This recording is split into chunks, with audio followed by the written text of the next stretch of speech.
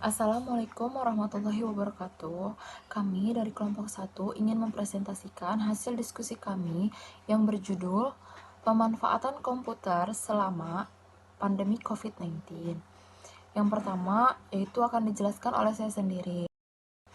Latar belakangnya, setelah kasus pertama coronavirus disease 2019 atau COVID-19 ditemukan pada akhir Desember 2019 di Wuhan, Tiongkok, World Health Organization atau WHO pada 11 Maret 2020 secara resmi mengumumkan bahwa wabah COVID-19 tersebut merupakan sebuah pandemi global yang berdampak pada penetapan status darurat kesehatan internasional. Melihat situasi yang cukup kritis tersebut, pemerintah Indonesia pun tidak tinggal diam dan merespon hal tersebut dengan ditetapkannya Peraturan Pemerintahan Nomor 21 Tahun 2020 tentang Pembatasan Sosial Berskala Besar atau PSBB dalam rangka percepatan penanganan coronavirus disease 2019 atau COVID-19. Pelaksanaan PSBB ini tentu memiliki dampak luas pada perubahan aktivitas kehidupan masyarakat, yang diantaranya adalah muncul istilah work from home atau WFH. WFH sendiri adalah hasil dari kebijakan diatur dalam Surat Edaran Menteri Pemberdayaan Aparatur Negara dan Reformasi Birokrasi Nomor 19 Tahun 2020 tentang penyesuaian sistem kerja aparatur sipil negara dalam upaya pencegahan penyebaran COVID-19 di lingkungan instansi pemerintah. Penjelasan WFH ini sejalan dengan apa yang disampaikan Anti Roko 2008. Memaknai e-government sebagai pemanfaatan teknologi informasi dan komunikasi oleh pemerintah terutama aplikasi berbasis web dalam rangka untuk mendukung kerja pemerintah agar lebih responsif dan efisien dengan memfasilitasi fungsi administrasi dan manajerial. Selanjutnya akan dilanjutkan oleh Tetia. Kepadanya kami persilakan. Baik, saya Tia Nurul Arianti akan melanjutkan penjelasan dari Ananda Widyasari. Tesis yang ingin peneliti sampaikan dalam penulisan ini adalah bagaimana e-learning sebagai bagian dari pelaksanaan e-government tetap dapat memberikan pelayanan yang berkualitas di tengah situasi pandemi COVID-19. Pendekatan penelitian ini adalah kualitatif dengan jenis penelitian studi literatur. Dalam melakukan analisis data menggunakan teknik sistematik literatur review. Sumber data yang digunakan dalam mengembangkan penelitian ini diantaranya adalah sejumlah buku teks, artikel, jurnal, dan lainnya. Baik, saya akan melanjutkan presentasi dari Tia Nurul Arianti. Selanjutnya ini konsep e-government merupakan sebuah elemen penting bagi suatu negara dalam proses memodernisasikan sektor publiknya, memperkuat tata kelola pemerintah di dalam masyarakat yang demokratis, mendorong percepatan pertumbuhan ekonomi suatu negara, serta dianggap mampu mengurangi tingkat korupsi dan penyalahgunaan kewenangan lainnya.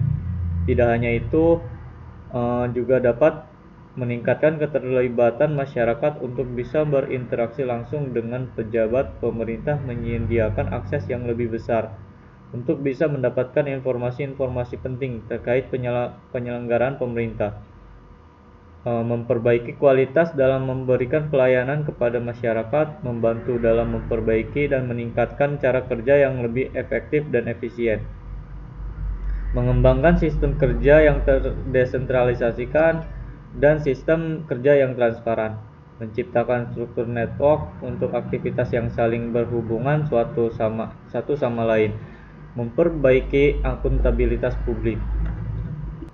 Oleh karena itu, pengadopsian serta implementasi e-government ini penting untuk dilakukan bagi setiap organisasi pemerintah di seluruh dunia, mengingat sejumlah manfaat yang bisa didapatkan, yang setidaknya mendukung pada 3 dimensi kualitas pelayanan yang terintegrasi, yaitu ekonomi, sosial, dan lingkungan.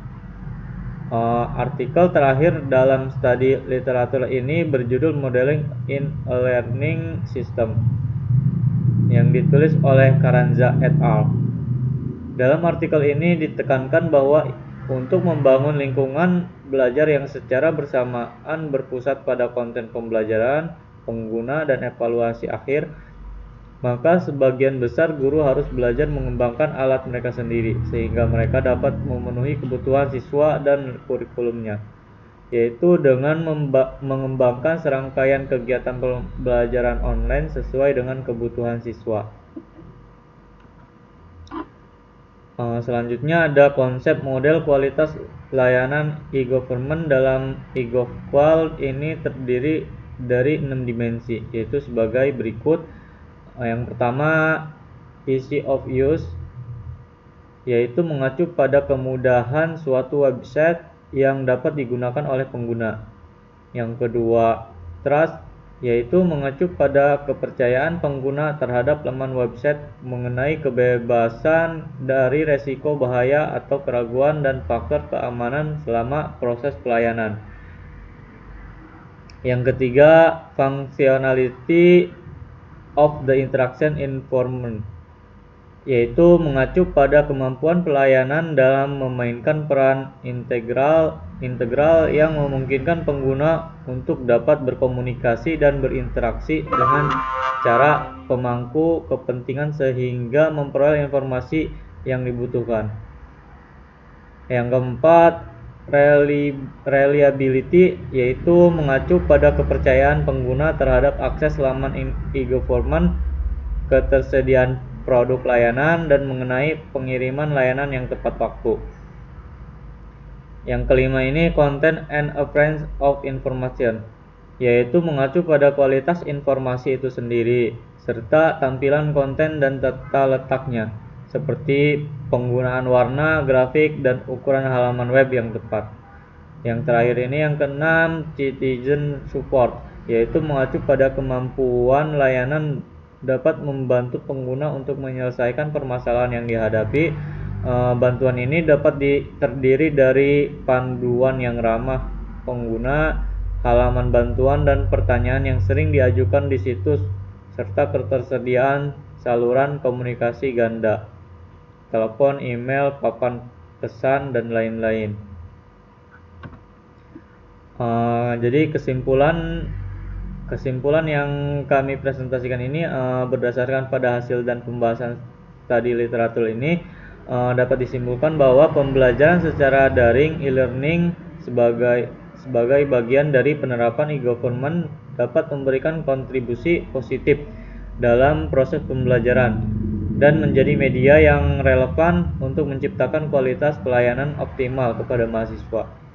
Hal tersebut kemudian bisa menjadi pijakan bagi setiap perguruan tinggi yang ingin berhasil dalam penyelenggaraan e-learning di tengah situasi pandemi COVID-19 ini, dengan tetap memperhatikan sejumlah faktor yang mendukungnya. Faktor-faktor tersebut diantaranya ialah layanan sistem yang inovatif dan kolaboratif, sarana dan prasarana lengkap, ketersediaan anggaran yang memadai, kebaruan teknologi yang digunakan, fitur-fitur pembelajaran yang menarik, tenaga pendidik yang berkapasitas, terbukanya ruang interaksi langsung dan partisipatif antara tenaga pendidik dan peserta didiknya.